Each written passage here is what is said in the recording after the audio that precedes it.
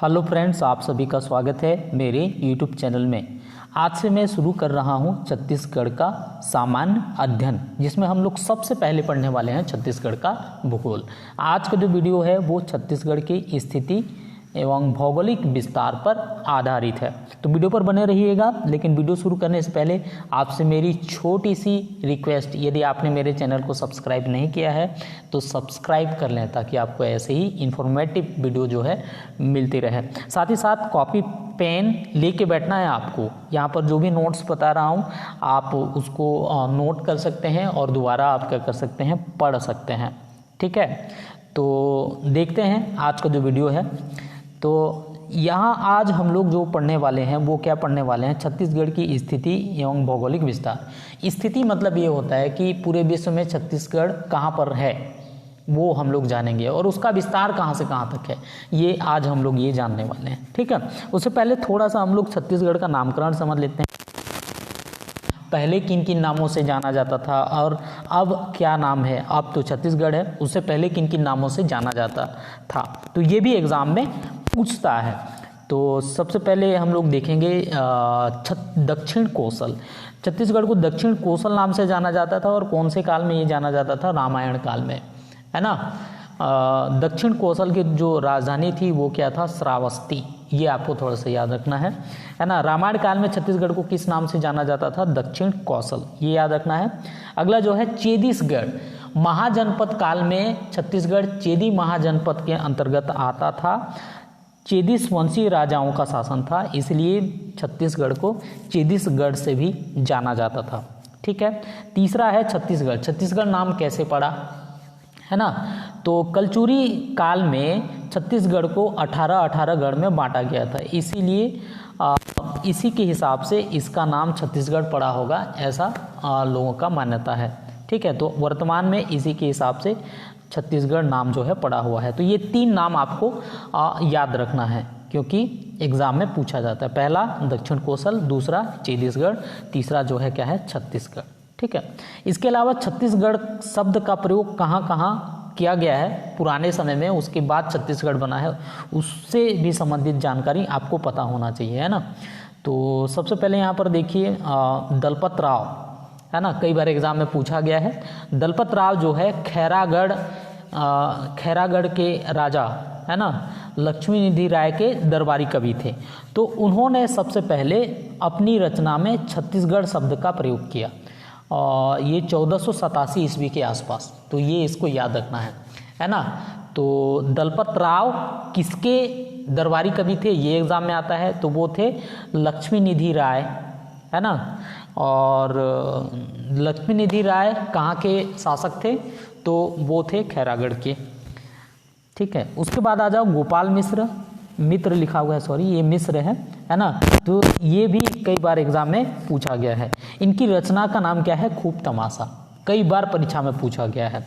और इन्होंने खूब तमाशा में छत्तीसगढ़ शब्द का प्रयोग किया। और ये जो गोपाल मिश्र हैं वो राज सिंह, है ना, कलचुरी शासक राज सिंह के दरबारी कवि थे। बहुत इंपॉर्टेंट, इससे पूछता है ना। तो गोपाल मिश्र, खूब तमाशा, है ना। गोपाल, तो देखिए गोपाल किसका नाम है, भगवान कृष्ण का नाम है। और भगवान कृष्ण क्या है, बहुत नटखट है ना, तमाशा करते हैं, खूब तमाशा करते हैं। तो सिंपल सा है, गोपाल नाम आए तो याद आ जाएगा खूब तमाशा, है ना। और राज सिंह के दरबारी कवि थे, और उन्होंने उनकी रचना में खूब तमाशा में छत्तीसगढ़ शब्द का प्रयोग किया। क्लियर है, बात समझ में आया।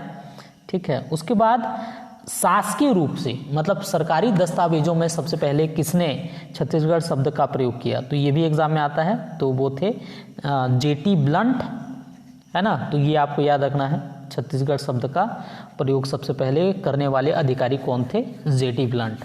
ठीक है, उसके बाद आ जाओ बाबू रेवाराम, है ना। बाबू रेवाराम अपनी जो रचना है विक्रम विलास, है ना, विक्रम विलास में छत्तीसगढ़ शब्द का प्रयोग किया।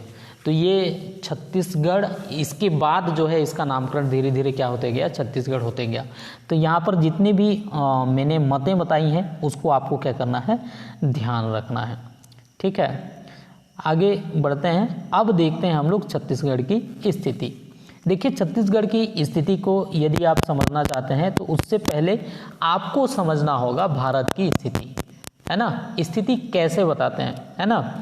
तो यदि हम बात करें, पृथ्वी कैसा है, गोल है ना। और इसकी स्थिति, किसी भी जगह की स्थिति बताने के लिए इसमें कुछ काल्पनिक रेखाएं खींची गई हैं। यदि आपने भूगोल पढ़ा होगा तो आपको ध्यान में होगा, बीच से बिल्कुल एक रेखा खींची जाती है जिसको हम अंशांश रेखा, इस टाइप का जो रेखा होता है, जो आड़ी रेखा होता है, उसको हम क्या कहते हैं, अंशांश रेखा बोलते हैं। और जो बीच वाला जो रेखा होता है उसे हम क्या कहते हैं, भूमध्य रेखा बोलते हैं। ठीक है, इधर आप नॉर्थ कर दो, इधर आप क्या कर दो, साउथ कर दो। उत्तरी ध्रुव और दक्षिणी ध्रुव को मिलाने वाली रेखा को हम क्या कहते हैं, देशांतर रेखाएं कहते हैं, है ना। तो किसी भी जगह की जो स्थिति है, किसी भी जगह की जो स्थिति है, हम उसको अंशांशों की मदद से बताते हैं, हम उसको देशांतरों की मदद से बताते हैं। ठीक है, अब यहाँ पर और एक चीज़ आपको ध्यान रखना है। क्या ध्यान रखना है, ये है आपका नॉर्थ और ये है आपका साउथ। ठीक है, अब ये रेखा के इधर जाएंगे आप, इस रेखा के इस ओर, तो ये क्या हो जाएगा, ईस्ट, मतलब पूर्व की ओर, और इधर जाएंगे तो ये क्या हो जाएगा, पश्चिम की ओर। तो इस रेखा के इधर वाले जितने भी देश आते हैं उसको पूर्वी देश बोलते हैं, है ना। और इस ओर जो आएगा उसको हम क्या कहते हैं, पश्चिमी देश बोलते हैं। ठीक है, ये चीज़ ध्यान रखना है। अब उत्तरी ध्रुव और दक्षिणी ध्रुव के रेखा जो है इसको हम देशांतर रेखा बोलते हैं, है ना। इस 0 डिग्री देशांतर रेखा, 0 डिग्री देशांतर रेखा के दाईं ओर जो है क्या हो जाएगा, पूर्वी देश हो जाएगा, और उसके दाईं ओर क्या हो जाएगा, पश्चिमी देश हो जाएगा। क्लियर है, बात समझ में आया। इसी तरह यदि आप भूमध्य रेखा, ये है ना, भूमध्य रेखा को यदि हम बांटें तो इधर क्या हो जाएगा आपका नॉर्थ, और इधर क्या हो जाएगा साउथ, है ना। भूमध्य रेखा के इस ओर उत्तरी गोलार्ध कहलाता है, और इस ओर क्या कहलाता है, दक्षिणी गोलार्ध कहलाता है। क्लियर है, बात समझ में आया, है ना। तो अब यहाँ पर प्रश्न ये उठता है कि भारत पूर्वी देश है कि पश्चिमी देश है। ठीक है, भारत कौन से गोलार्ध में है, उत्तरी गोलार्ध में है कि दक्षिणी गोलार्ध में है। तो मैं आपको ये बता दूं कि भारत क्या है, भारत क्या है, एक पूर्वी देश है ना। मतलब ये जो 0 डिग्री देशांतर है ना, उससे किस ओर है, पूर्व की ओर है। ये आसपास भारत जो है क्या है, स्थित है, ये आसपास भारत स्थित है। दूसरा चीज, ये उत्तरी गोलार्ध में है ना। दूसरा चीज ये क्या है, उत्तरी गोलार्ध में है। तो यहाँ पर दो क्लियर बात आपको समझ में आना चाहिए कि भारत कैसा है, पूर्व की ओर है या पूर्वी देश है। दूसरा, ये किस गोलार्ध में स्थित है, उत्तरी गोलार्ध में स्थित है। तीसरा, यदि आप महाद्वीपों के हिसाब से यदि आप कहना चाहें तो भारत जो है क्या है, एशिया महाद्वीप में स्थित है। ठीक है, तो वो सारा चीज़ जो मैंने बताया वो छत्तीसगढ़ के लिए भी लागू हो जाएगा, है ना। छत्तीसगढ़ के लिए लागू हो जाएगा। छत्तीसगढ़ कौन से गोलार्ध में है, उत्तरी गोलार्ध में है। कौन से महाद्वीप में है, एशिया महाद्वीप में है। वैसे भारत के लिए ये कहना चाहिए। अब भारत के अंदर छत्तीसगढ़ की यदि हम बात करें तो भारत में कहाँ पर स्थित है, भारत में कहाँ पर स्थित है, तो वो भारत के मध्य पूर्व में स्थित है। ठीक है, और भारत को हम लोग कई प्राकृतिक भाग में यदि हम बांटते हैं तो ये मुख्य रूप से प्रायद्वीपीय पठार में, यह प्रायद्वीपीय पठार का क्या है, हिस्सा है ना। और मध्य प्रदेश के किस दिशा की ओर है, ये दक्षिण पूर्वी भाग जो है छत्तीसगढ़ कहलाता है। तो ये 3 चीज़ आपको याद रखना है ना। सबसे पहला, ये भारत के मध्य पूर्व में स्थित है। दूसरा, भारत के प्रायद्वीपीय पठार का हिस्सा है, और मध्य प्रदेश के किस ओर है, दक्षिण पूर्वी हिस्सा है। क्लियर है, बात समझ में आ गया। ठीक है, और विश्व के संदर्भ में कहें तो उत्तरी गोलार्ध में, एशिया महाद्वीप में, है ना। ये तो खैर ये भारत के संदर्भ में ही आपको ये बोलना पड़ेगा, क्योंकि छत्तीसगढ़ जो है भारत का क्या है, एक राज्य है। क्लियर है, चलिए आगे बढ़ते हैं। तो ये स्थिति में बता दिया। अब इसके बाद मैं बताऊंगा इसकी अंशांशीय स्थिति और देशांतरीय स्थिति। बहुत इंपॉर्टेंट है, याद रखिएगा, है ना। अंशांशीय स्थिति और देशांतरीय स्थिति। यदि हम अंशांशीय स्थिति और देशांतरीय स्थिति का यदि हम बात करें तो अंशांश स्थिति की यदि हम बात करें तो 17 डिग्री 46 से 24 डिग्री 5 तक। अब बात देखो यहाँ पर अंशांश का बता रहे हैं तो अंशांश आ जाएगा। उत्तरी क्यों है भाई यहाँ पर, क्योंकि ये उत्तरी गोलार्ध में है, इसीलिए मैंने बताया, है ना। उत्तरी यहाँ होगा ही होगा, क्योंकि छत्तीसगढ़ किस ओर है, उत्तरी गोलार्ध में, भारत किस ओर है, उत्तरी गोलार्ध में है, तो उत्तरी तो होना ही है ना, उत्तरी तो होना ही है। अंशांश बताया मैंने आपको, अंशांश ये पृथ्वी गोल है और इधर कौन सा, उत्तरी अंशांश की ओर है, इसलिए उत्तरी होगा ही होगा। तो 1746 उत्तरी अंशांश से 24.5 उत्तरी अंशांश के मध्य है, ठीक है। उसी तरह देशांतरी स्थिति में पूर्वी और पश्चिमी आएगा, तो देखो यहाँ पर पूर्वी लिखा हुआ है ना। तो भारत मतलब छत्तीसगढ़ पूर्वी आना है और ये क्या है, देशांतर है। तो 80-15 से 84-25 पूर्वी देशांतर के मध्य। तो ये दोनों चीज़ आपको याद होनी चाहिए, 1746 से 24.5, 80-15 से 84-25। एक दो बार और रिपीट करिए, 1746 से 24.5, 80-15 से 84-25, और ये पूर्वी देशांतर वाला में पूर्वी आ जाएगा और ये उत्तरी अंशांश, ये आपको याद रखना है, ठीक है। इसको मैं मैप में दिखाता हूँ आपको, है ना, मैप में आपको दिखाता हूँ यहाँ पर, यहाँ से आप देखिए, ठीक है। यहाँ पर आप देखेंगे, और थोड़ा सा मैं छोटा कर लूँ, ये देखो, है ना। तो जो अंशांश रेखा है,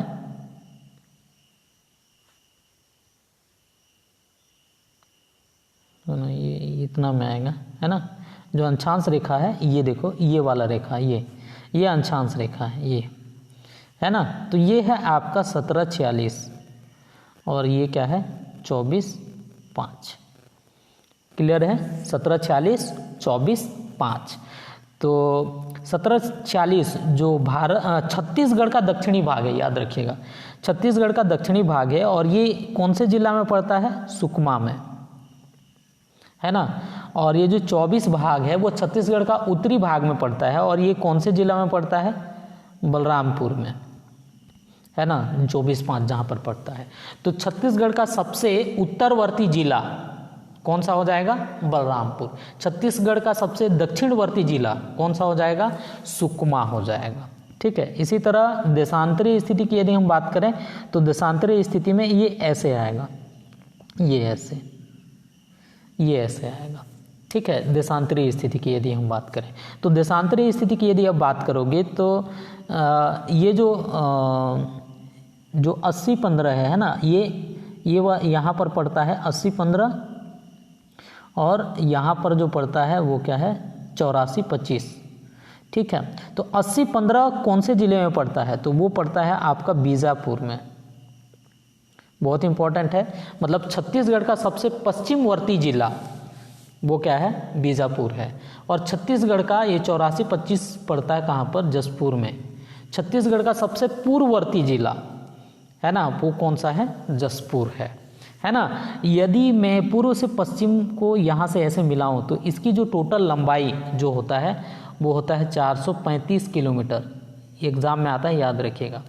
पूर्व से पश्चिम की लंबाई कितना पड़ता है, 435 किलोमीटर, ठीक है।